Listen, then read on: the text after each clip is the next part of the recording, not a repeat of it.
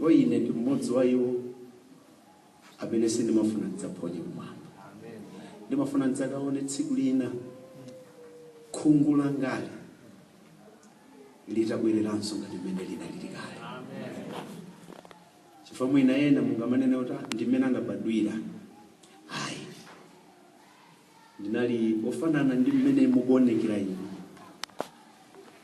koma chifukwa cha dziko lino mmene afotokozera abusawo ndifuna tikutsimikizireni alipo malo. Nthawi zambiri nyimbo iyi ndikamayimba amandikakamiza anthu akuti timve nyimbo ija, koma ine ndimakana kawiri chifukwa imanditulutsa misonzi. Nthawi zina ndimaphoponya ndikamayimba, ngati nditati ndayiphoponya musaone kuphophonyako, imakhala kuti ikundikhudza kuchokera mkati mwa mtima.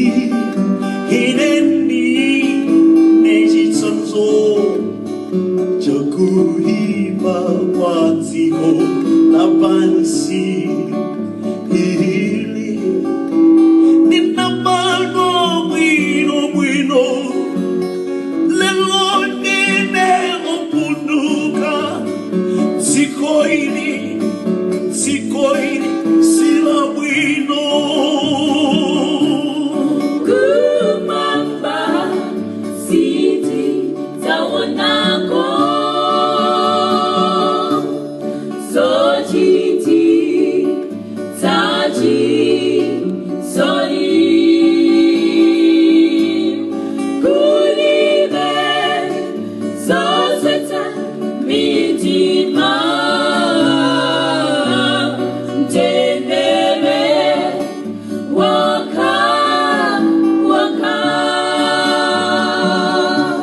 kumwamba ahantu tidzapumbula zowawa zonse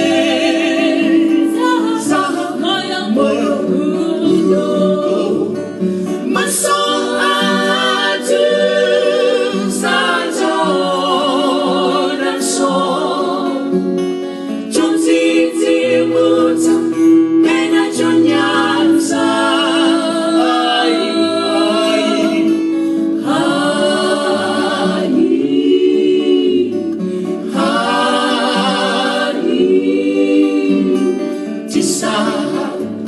Tazale kumamba